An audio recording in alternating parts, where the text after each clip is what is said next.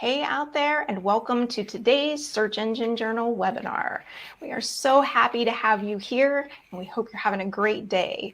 I am joined today by Ryan Maloney. He is the Manager of SEO Success at Conductor, and Alice Tonks, who is the Senior Customer Success Manager at Athena.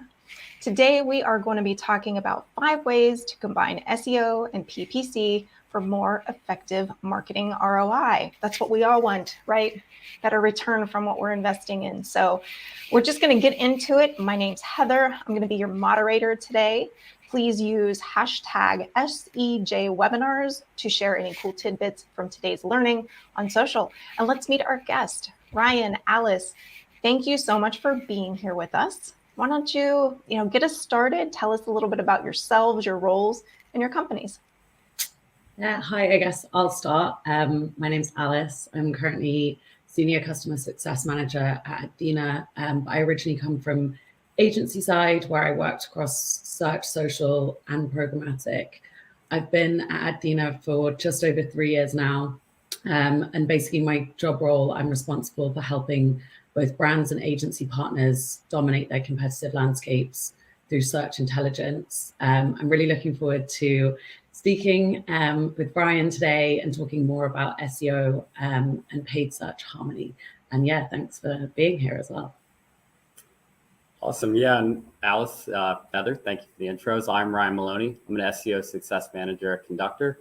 Conductor is an organic marketing platform headquartered here in New York City, just about 2 blocks east of the Empire State Building. And that's where I'm currently at today. I work with companies that leverage our technology to help improve their organic visibility and strategic initiatives. Really excited for today's conversation with everyone. I've really enjoyed the chance to get to know Alice a little better, which is honestly kind of a good example of folks from paid and organic working together to achieve something. Absolutely. Absolutely. Back from my agency days, I know that, we had more successful campaigns when the 2 departments worked together on those same clients. So I'm really excited to see what you all are bringing to the table today. But first, real quick, if you experience any technical difficulties, please use the chat box to let us know.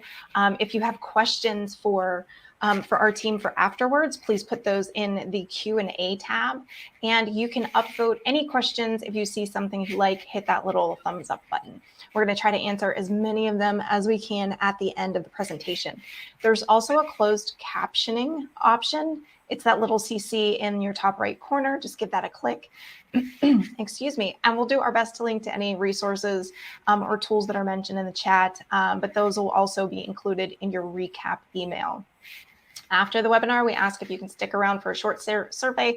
It takes 2 minutes or less, and it really just helps us understand how we can make these webinars more useful for you. And lastly, this is the question that we get the most, and we will answer it now, and we will answer it every time you ask today, but you will receive today's full recording and the presentation later in your inbox. So watch for that. That's enough for me. I'm going to get out of here, Ryan. Alice, it's all yours. Awesome. Well, thanks again, Heather. Really appreciate the introductions. If we want to go ahead and walk through just a quick agenda for today, going to start out by giving you a quick or brief overview of the current state of search. We'll then just go ahead and jump into 5 ways to combine SEO and SEM for more effective marketing ROI. We'll wrap things up with a little Q&A session, so make sure to stick around for that. But we'll go ahead right now and jump into the current state of search. So this might sound a little broad or kind of maybe a little scary, but I promise it's not. Really just starting out by talking about channels with high intent. So the playing field is in today's recessionary environment. You need a digital dividends in the form of top and bottom line financial impact. And times like these, oftentimes budget scrutiny is high. Teams need to focus their efforts on performance channels with the highest intent. Yeah, and I think just to add to that as well, what's great about search is your users are actively looking for your products and offerings, which is kind of unique versus other marketing channels. And what is even better is you've got the opportunity to appear on multiple places within the SERP, and some of those positions are free as well. So I think if you really focus on hammering home both paid and organic synergy, you can achieve a lot with just one channel. And I guess kind of with marketing budget shrinking and the need to identify and make cost savings, it's becoming even more important to really kind of like use organic as well to pick up as much traffic as possible.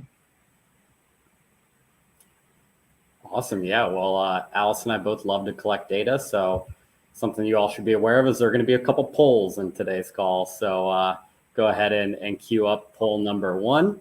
So which side of the coin are you more familiar with, paid or organic? So we just pushed that live. Sorry, Ryan. That should pop up for you. If it doesn't, it'll be under your polls tab. And yeah, oh, they're starting to come through. Okay, so far we have 78% are saying SEO, and we got 22% saying paid. Let's see if it'll refresh again. Oh, we're still, actually, we just doubled in our numbers, but we're still the same. You're 75% SEO and 26% paid on this call. Great to know. Yeah, just fun fact, Alice and I do have a little wager on where the majority of folks are more familiar with and kind of where everyone is checking in from as well. So if you're somewhere besides London, New York, or West Virginia, where Heather's located, feel free to go ahead and drop in the comments and let us know where you're watching from.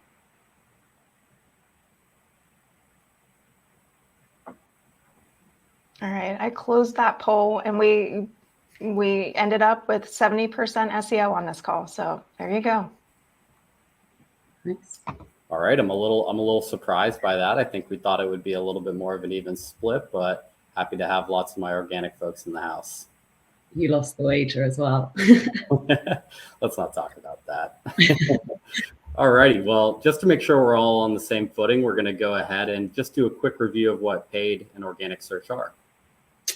Yeah, so I'm sure this is nothing new to anyone on the call today, but just in case there's one person that doesn't know, paid search refers to the listings on the search engine results page that you essentially pay for.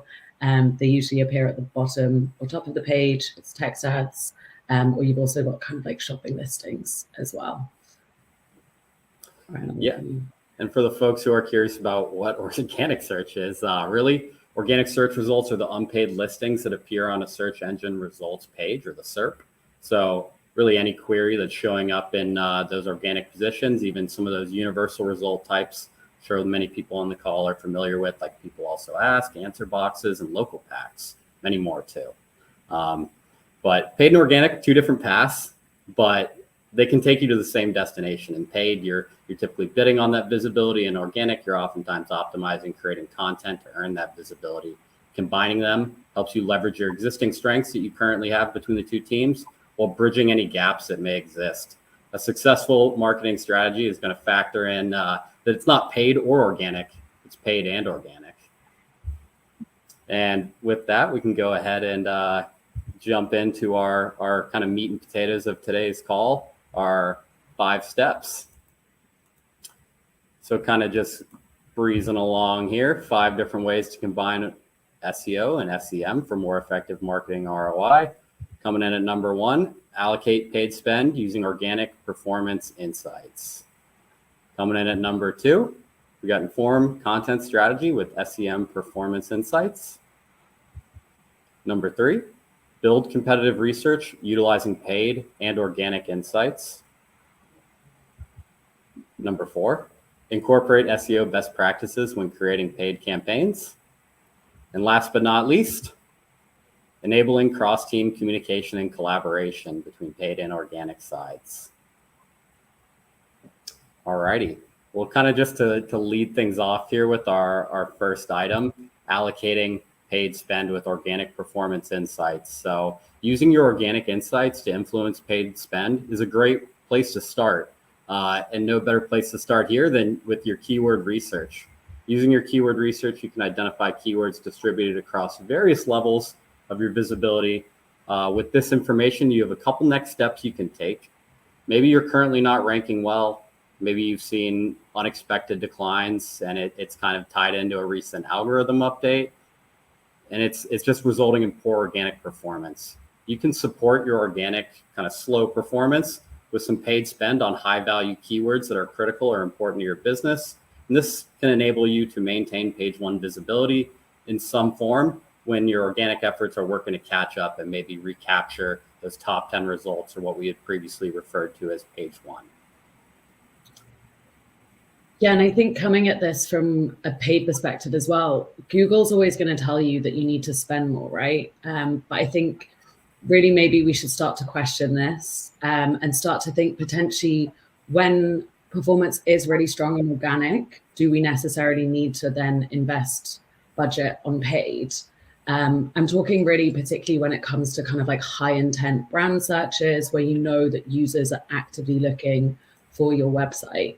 And kind of on this topic, we've actually developed a tool recently that allows our clients to understand where they're potentially wasting their paid search spend. So how we do this is essentially we combine both paid and organic insights.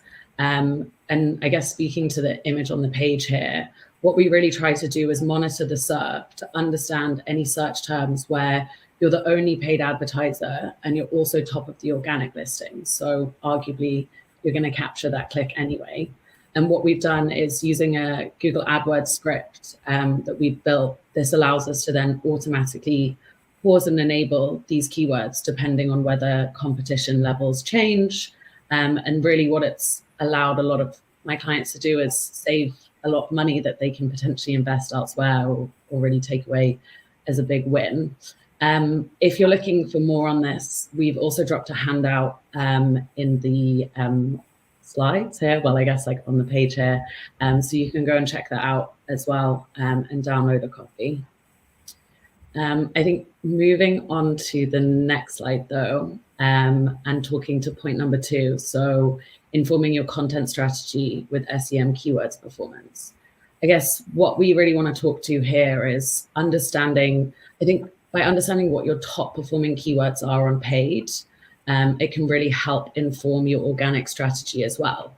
I guess for these keywords that you know from a paid perspective are driving high volumes of clicks and conversions, arguably it's really important to make sure you are ranking organically and that you are appearing on the SERP for those keywords. And I guess further down the line as well, that could potentially then help you guys save money to, again, reinvest elsewhere if you know that organic, which as a channel tends to have a higher CTR, is capturing those clicks for you. So yeah, I guess I'll let Ryan jump in here as well.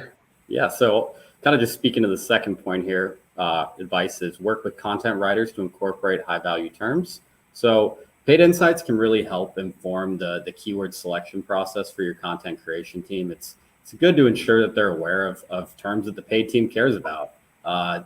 If we're not communicating that, there's a good chance that they won't know what the top paid terms are on a particular topic. And we want to make sure we're communicating that and enabling them to include that within their content. So work with your content team to experiment and kind of test to create different creative and messaging approaches to help inform that content strategy. Organic teams can also leverage their PPC conversion data, matching high converting PPC keywords and tying that back to the SEO side to really support your organic efforts as well. So moving on, hey, another poll, it's us again. So poll question number 2, do you currently report on paid and organic performance data? So really interested to see the results of this one. Alice and I once again have a hunch, but interested to see. It's letting me vote in these polls as well, which is quite fun. Oh, well, hey, try not to skew the viewing the results. Yeah, it gives everybody the opportunity. And if I wouldn't have known that you were taking bets on the first question, I would have definitely got in on that bet. I could have told you that it would have skewed SEO, but that's okay. I have a little bit of insider information. Brian was so sure it was going to be majority paid. I don't know why. I had an inkling. Well, so far on these results, we've got 74% of people saying yes, they do currently report on both, and 26% saying no. All right, interesting. Yeah, I guess we'll give it a couple more seconds here and then close out the poll. But good thing to see there. I was definitely hoping that the answer would be yes. All right, it looks like that's about all we've got. Yep, we ended up at 72% with yes. So There you go. I'm going to close that poll. All righty. Well, that leads nicely into our next point here. Number 3, looking to build competitive research using paid and organic insights. So get to know your competitors and categorize them accordingly. So at the risk of sounding like a poster that you've seen with an inspirational quote, you need to know your competitors as well as you know yourself. Get to know your competitors and start to kind of bucket them. So do you know the difference? Everyone just stop, think. Do you know the difference between your direct industry competitors and your top SERP competitors? So the companies that are competing with you at the top of those search engine results pages. It's really important to know both and where there might be some crossover, like a little Venn diagram of where is really an industry competitor, where is it a SERP competitor, and start to classify them as each, get a good understanding of, are they truly an industry competitor, or are you really just competing with a competitor for page 1 rankings for a kind of high value term? It's just really important to understand their paid and organic strategies as well. So you want to make sure you're researching with paid and organic. Really just give yourself a clear picture of their overarching digital marketing strategy and how their 2 departments might be working together. I always think it's great to learn from the best. So let's see who's beating us and see what we can learn from how their 2 teams are working together. This can help uncover additional opportunities to outrank your competitors, and really just going to provide you with some insights and a good idea of where there might be opportunity to invest in certain channels or areas where they're not present or where we see they're performing poorly. Also take into account what are the most successful kind of paid and organic campaigns. Do we have an opportunity to leverage similar content or not? All good things to be thinking about when it comes to the competitive research. Yeah, I think also just to add to this with like a real life example, I work with a luxury fashion brand, and we actually found that the difference in their competitors on paid versus organic is huge. So on paid, they tend to see like resellers, affiliates, but on organic, it's more kind of their direct competitors. And I think identifying those gaps in their competitors' strategy, be it from a paid or organic perspective, allows them to then best compete against them on the SERP. And so uncovering those, unique ways to go after your competitors has been really valuable for them and helped them in terms of generating more ROI, particularly from kind of their paid campaigns, and then also understand really more about what their competitors are doing in the market. Awesome. Yeah, and so just going ahead and rolling over to our next point. This is one, if you've ever worked with me, I always try to encourage folks to make SEO as proactive as a process within your marketing department. So incorporate SEO best practices when creating paid campaigns. Now, I understand due to a lot of outside factors, it may not always be possible, but it's great to think like, how can I bring some of these SEO best practices when building these paid landing pages or putting together a paid campaign? If we have a organic page that's performing really well for a particular primary keyword, make sure your paid team is aware of that before setting that paid page live. You can do things like consider no indexing your PPC landing page if you're already performing so well organically. But there's a lot more you can look at when following SEO best practices. Kind of just harping on keyword research again. Research and make use of what you found. Take into account your long-tailed searches, your question keywords, as well as those secondary keywords that you want to weave into your content to support your primary topic.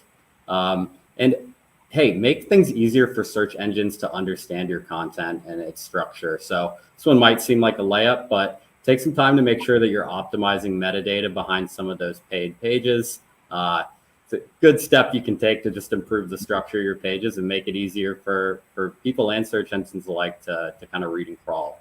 If you can pay attention, this one is tough, but I know, we don't always have a ton of flexibility when it comes to adjusting our URLs. But if you have the ability to kind of follow SEO best practice for the creation of your URL, definitely encourage that. Looking at the second point on this slide, align on the technical health of your website. So a technically sound website is something that paid and organic teams can get behind. Really allows you to get the most out of your efforts and ensure you have a well-oiled website page speed is an important factor for both sides of the coin. And when it comes to those search engine ranking factors, definitely important. You want fast loading, and it's going to ensure a positive, user-friendly experience. It's also good for your rankings. A slow page can increase bounce rates, and users can get mad, frustrated with slow loading and click away from your site. Neither of us want that. We're anti-bounce over here. So definitely two things to keep in mind there. Yeah, and I think just from a paid perspective, one additional thing I want to add here is talking to not just like cannibalization across paid and organic. I see, particularly working with brands that either have multiple different domains that they're all driving traffic to, or even multiple partners and affiliates. They're all competing for the same keywords on paid. So increasing the amount of competitors in the auction and therefore artificially inflating CPCs. So another thing I've really tried to do with my clients is identify areas where they're cross cannibalizing on paid, establish who's performing the best, and therefore kind of allocating those keywords to those competitors or partners in order to again kind of save budget, capture clicks, still kind of win the auction there as well. Yeah, and I think it's one of those things you just need to open those lines of communication up. A lot of times folks don't realize that they're not following SEO best practices. And it's like, hey, there's a lot of little nuance to it. Just be open with your communication and make sure you're sharing these things that you feel like are critical with each team. Just open up those lines of communication, and just to communicate with you all again and make sure that everyone is paying attention. We do have a third poll. So poll question number 3, are your SEO and SEM teams currently working together? Do you get to vote in these as well? I can't answer that. I revealed my secrets. I'm the only one. I don't get to vote. Oh.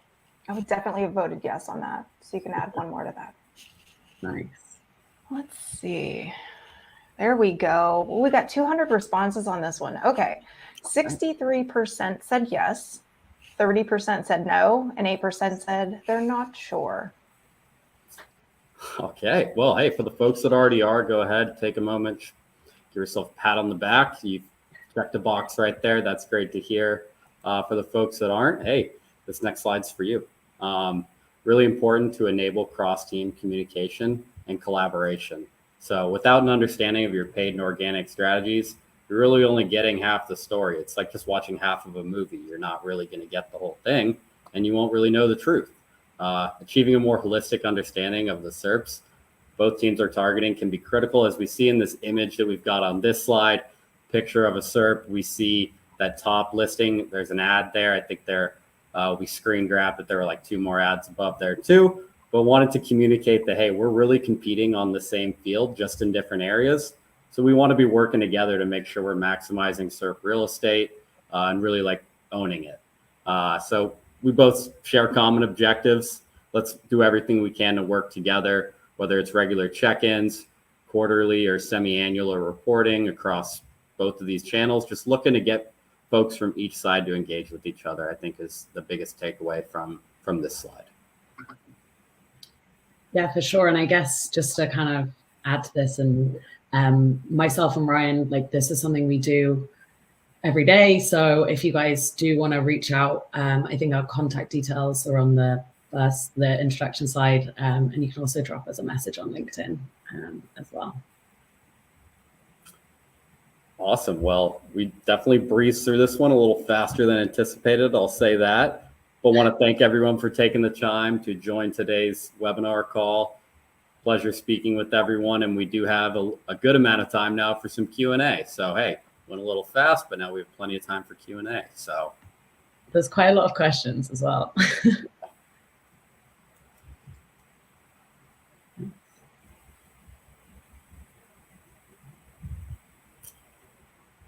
And let's go ahead and start to take a look at some of those questions.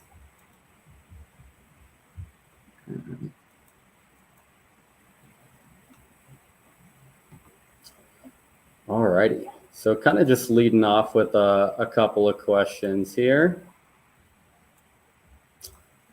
I see a good first one. Alice, I think I'm gonna let you take this one, but what would you say is the best way to go about identifying high performing organic keywords that would be worth pausing on paid if we don't have access to Athena or Conductor?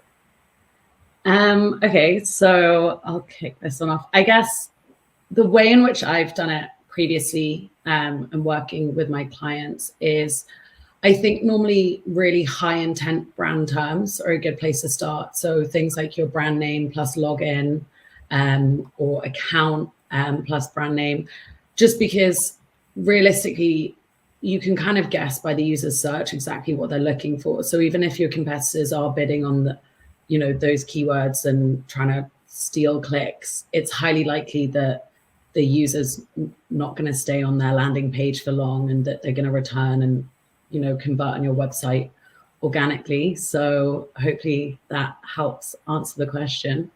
I don't know if Ryan, do you want to read out another one, or do you want me to?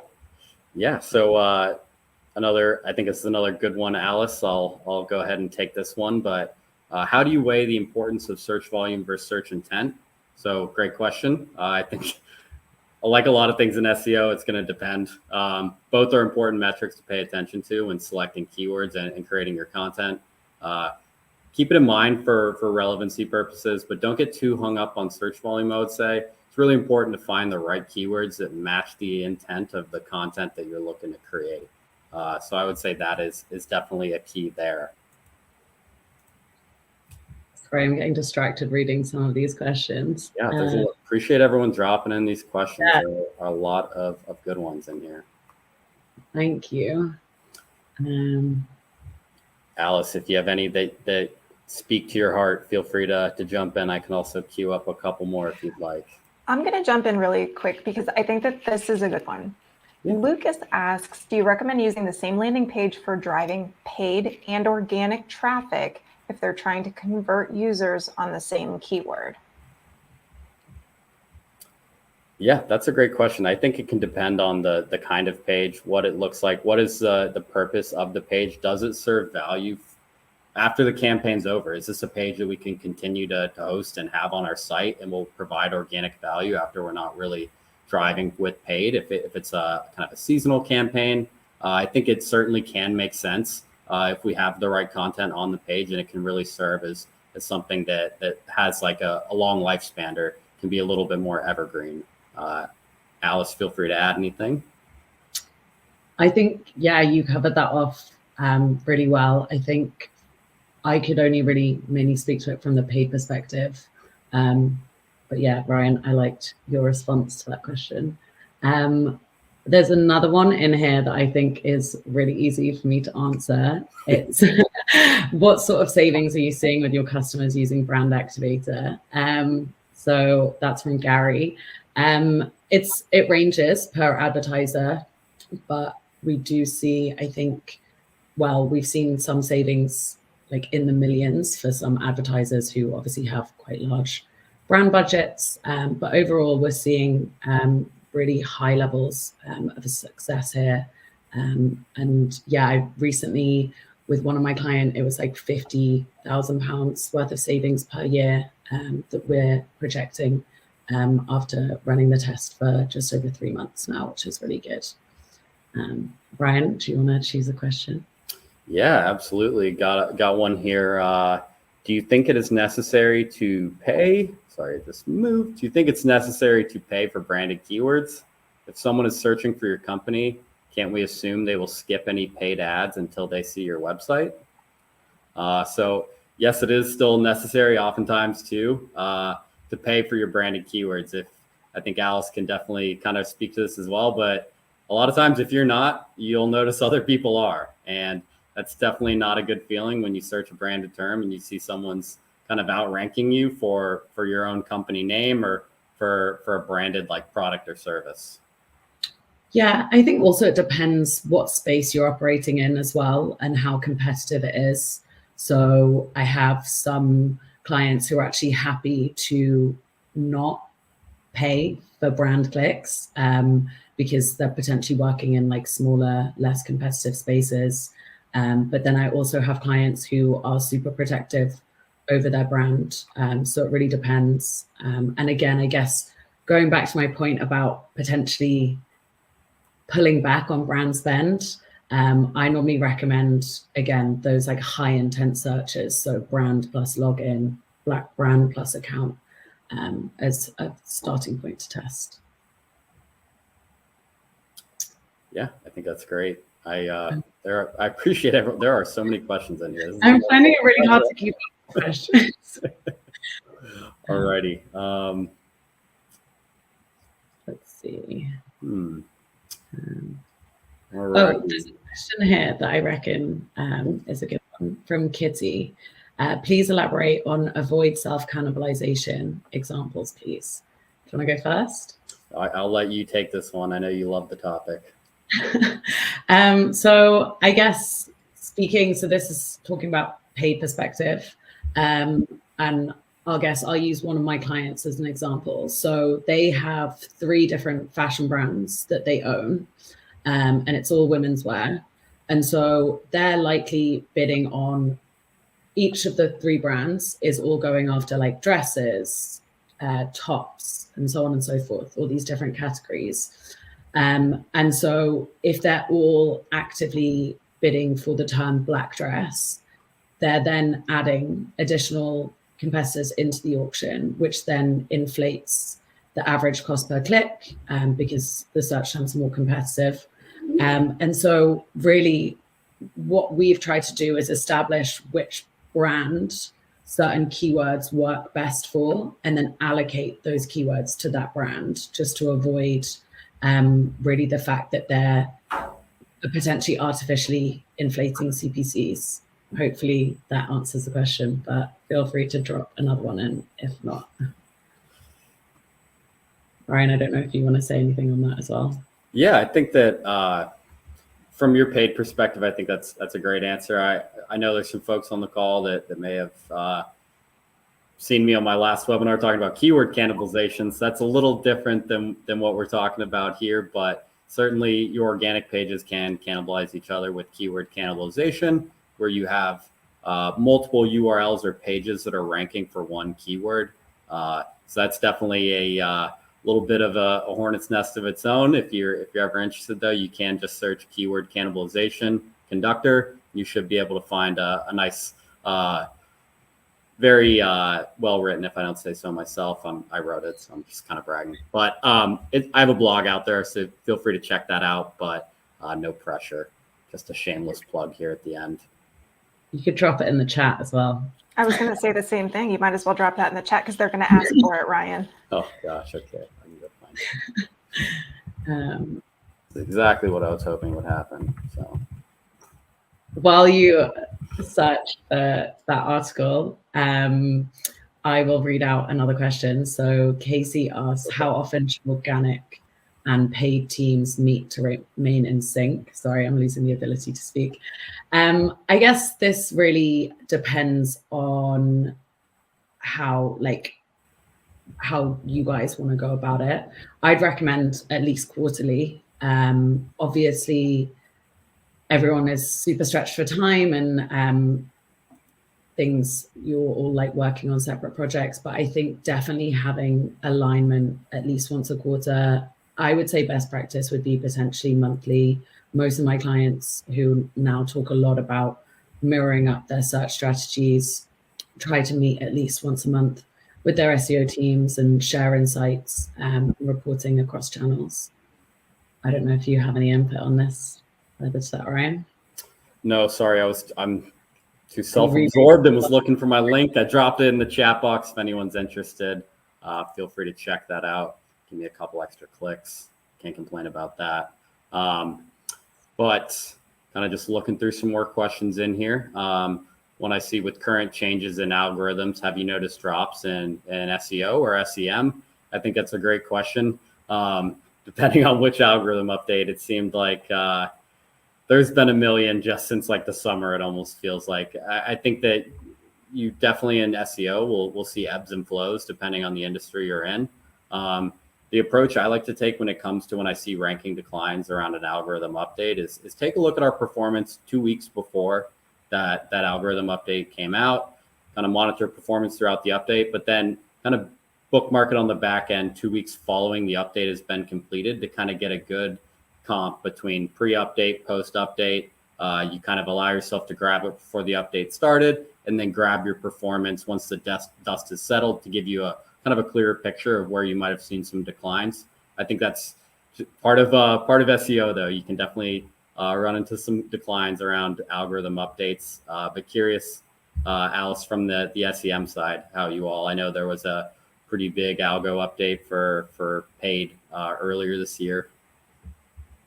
Yeah, I think it's just, it really varies. I think often whenever there are algorithm updates, you do see kind of like an impact on performance, but it's just making sure that you check your visibility, you review your results regularly, and you kind of keep on top of things like that, for sure.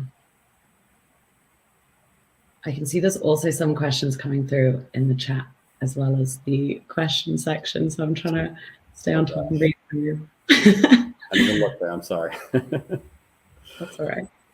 Well, here's a kind of an interesting one. I think we could go a million ways with this, but what are your thoughts about AI tools nowadays?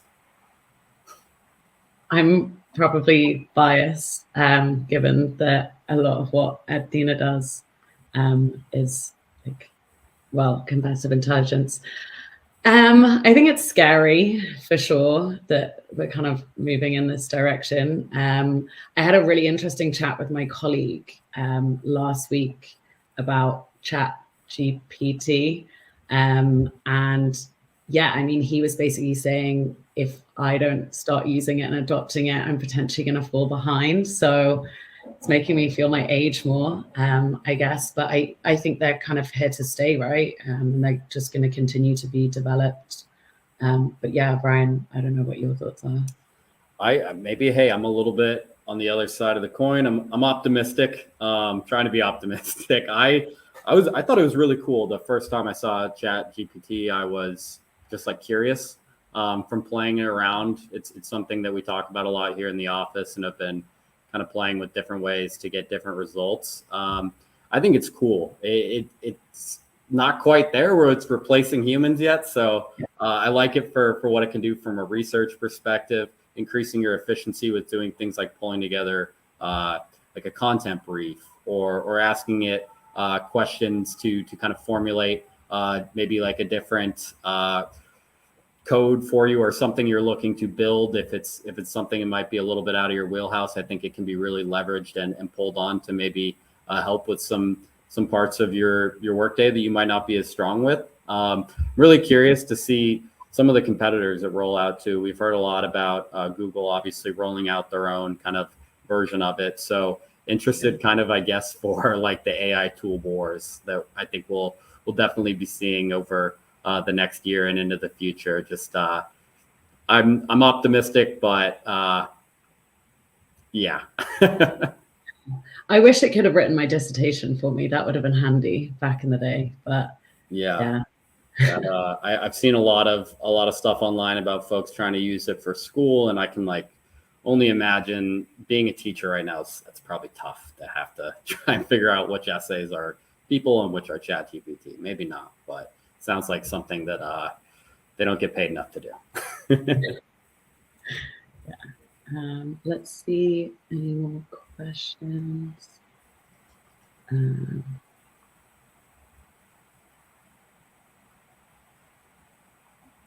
You see, I really like Teresa Kelly. She commented, AI can be helpful, but also need to be careful of overuse. I think that's a great point. Like it can be helpful. It can help make things efficient, can help you do things faster, but don't like get so reliant on it. I'm sure anyone who's tried to access ChatGPT sometime over the past month, you've probably had that experience where you log in and you're not able to get in. It's busy. It's not available. It's overloaded. So definitely don't like put all your eggs in the ChatGPT basket. But I think when it's available for you, I think it can be a really helpful tool to leverage. Are I'm you gonna still just scoot in here real quick with a question from Allison. She asked, does a higher investment in paid positively impact organic results? Who wants to answer this first? Go on, Ryan. Yeah, I think it definitely has the potential to. I would love to get some additional details on kind of the strategy, what we're bidding on exactly, what our organic content currently looks like. Is it well optimized? Do we have that opportunity with a little bit of a paid boost to kind of elevate ourselves? If our content though is bad, we're going to be in some trouble there. We want to make sure that we're doing everything we can to make sure our pages are great and in good shape. So if we do kind of get some increased clicks through our support from paid, that the users are hitting the page, they're having a good experience, they're finding content that they were looking for, and that they're having a positive experience. So certainly if we're kind of checking all the boxes, I think it certainly can have a positive impact there. I totally agree. I think if the organic content isn't there and you're not ranking, it's, throwing a load of paid media spend is not going to help like both channels. But if you've kind of got both strategies there and lined up, then for sure.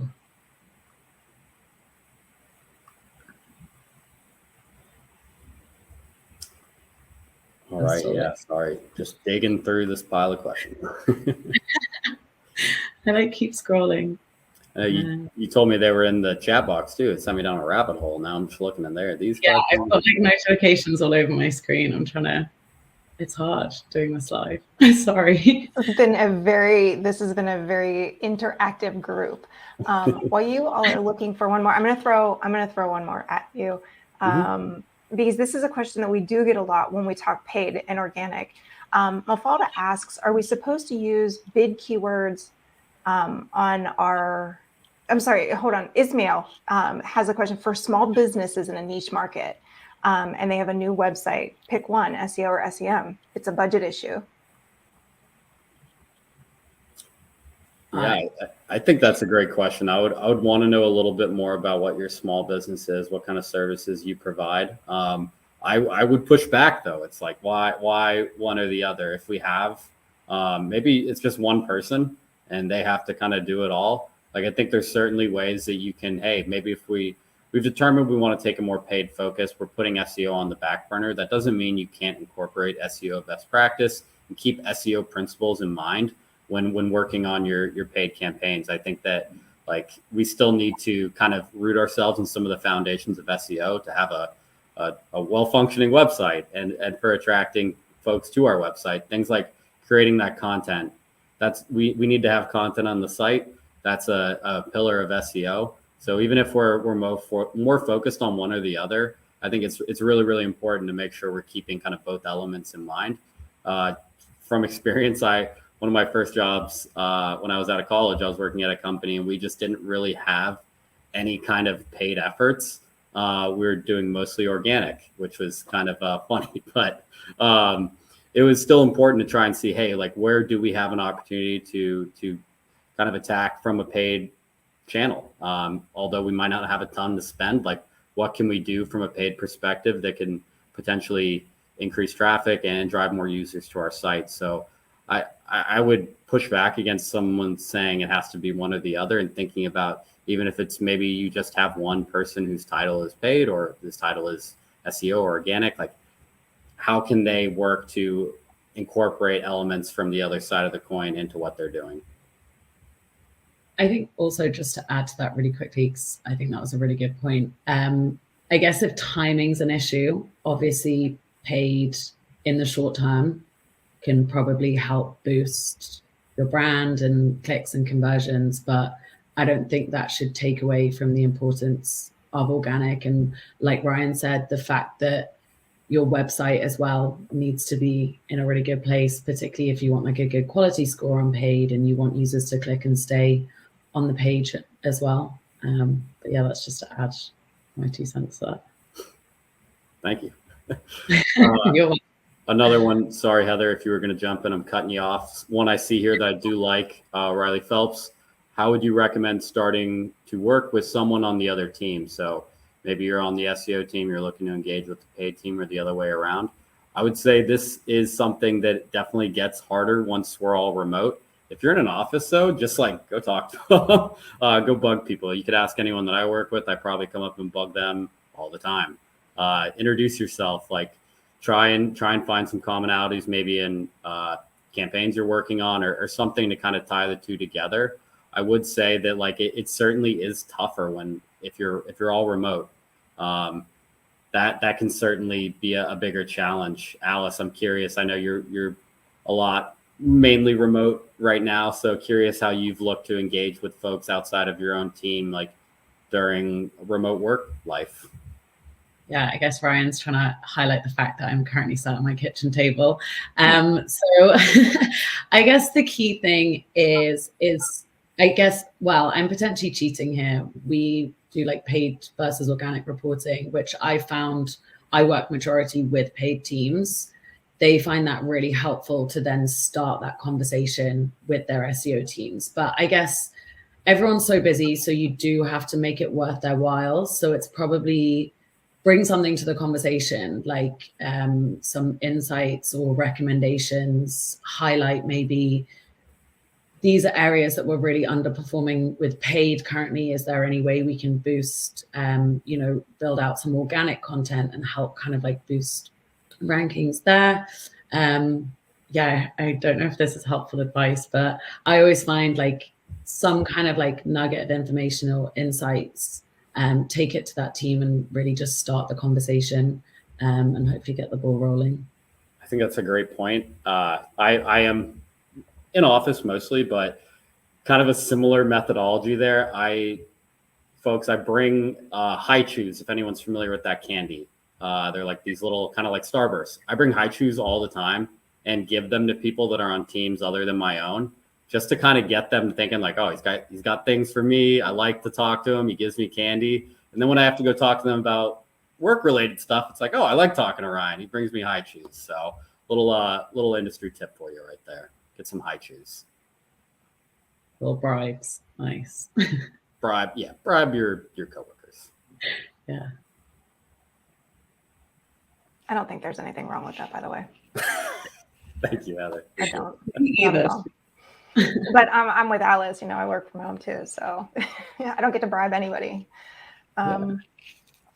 I will tell you. Well, maybe try to take like one or two more questions. It's up to you if you do want to take more, but I'm seeing a theme throughout, and I've seen a couple questions, and people are asking, is it worthwhile to advertise, so paid on your branded keywords? I don't mind answering this first unless you want to, Ryan. It's all you. I guess I hate to say this, but it depends. No two industries are the same. There's definitely not like a one size fits all solution, sadly. But probably depends on your budget, how much money you have in the bank to throw at search, and whether you want to kind of like invest that strategically. I guess there is a lot to be said about brand protection, particularly in really competitive industries, whereby, I don't know, if your brand is offering something very similar to your competitors, and you want to make sure that they convert on your landing pages apart from going elsewhere. But maybe, I guess, potentially with more like established big household name brands, where necessarily the user intent is probably there when they're searching for your brand name, and you're likely to capture that click organically. Potentially it's worth considering whether it is worth it. I think also understanding how you rank organically can help inform whether, like, if your organic performance isn't good on brand, you definitely want to make sure you're there on paid. You want to make sure you're on the page, regardless. So yeah, I'm really sorry. I feel like I haven't answered this one very well, but it's difficult, I would say, because it's not a one size fits all solution. But I'd be curious if you want to like get in contact and talk about it more, depending on like the industry and the brand. I like the answer. So. Oh, thanks. Awesome. Well, Heather, did you have one more that you wanted to toss out there? Yeah, let's throw one more your way. Okay. I say that, and then I didn't actually have one. The two that I marked were both the branded ones.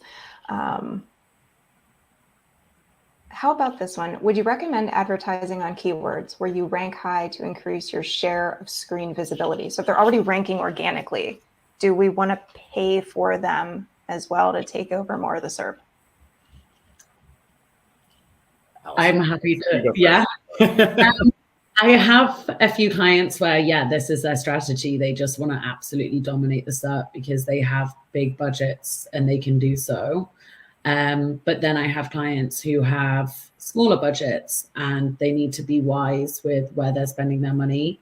And so they may then decide not to advertise because they are performing well organically. So yeah, kind of like the topic of this conversation, you probably want to review the data and understand like how you're performing across both channels, and then also consider whether you do need to be spending that budget. And I think, yeah, did that answer the question? Hopefully it did. Yeah,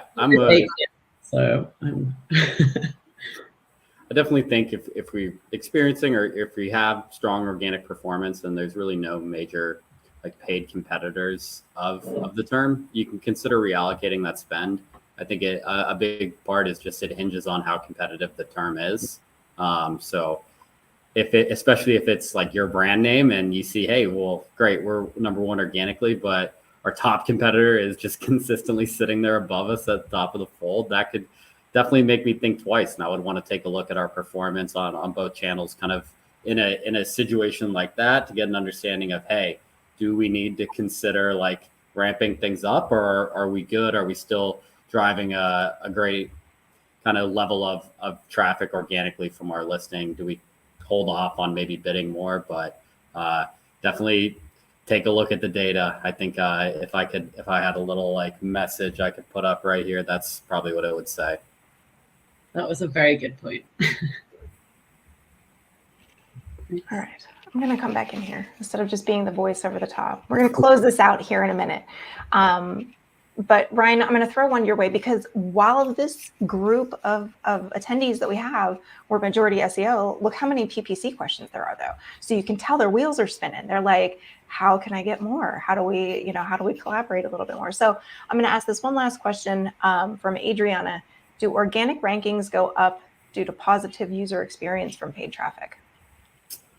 So SEO best practice, like Google's kind of ranking factors, if we're talking Google, hey, maybe we're talking Yahoo. Just kidding. Most people aren't talking about Yahoo besides me. But so Google has just a long list of different things that can factor into page experience and to affecting your ranking positively. I think if we have an opportunity to do something the right way or follow best practice on an SEO or a paid element, I think it's always good to strive to do the best we can and hope that kind of an accumulation of our efforts are going to result in an increase. I don't want to say, hey, you can really hang your hat on that as being something that's going to directly improve for you. But I think just like taking into account, like, are we doing everything we can to try and put all those positive signals in place for search engines, Google, anyone out there. Perfect. Alice, anything to add to that? No, I think Ryan nailed that one. So yeah. Awesome. Well, I mean, 30 minutes worth of Q&A, that's pretty good. So it was good stuff. It was a great conversation. So before we thank everybody and, let them out of here to attend their next, working session or next virtual meeting, as Mike said, he had to go to his next video meeting. Alice, tell the people, where to find you. Yeah, I guess you can either find me on LinkedIn, Alice Tonks, or my email is alice.tonks@athena.com. Yeah. Awesome. Ryan, other than your blog, what about you? Yeah. Wow. Hey, You could just search Ryan Maloney Conductor on LinkedIn. My email is rmaloney, that's RMALONEY @conductor.com. Feel free to reach out with any questions, comments, concerns. You can even send me some feedback like, hey, I didn't like your hair on the webinar. I'll take anything I can get. Love some constructive criticism. So hit me with it. Likewise. Awesome. Awesome. All right. Well, again, it's always a pleasure having Conductor and Ryan. I love it when you do these with us. And Alice, it was so nice to meet you. And thank you all both for sharing your information with everybody. And we'll see you all on the next SEJ webinar. Bye. Thanks so much, everyone.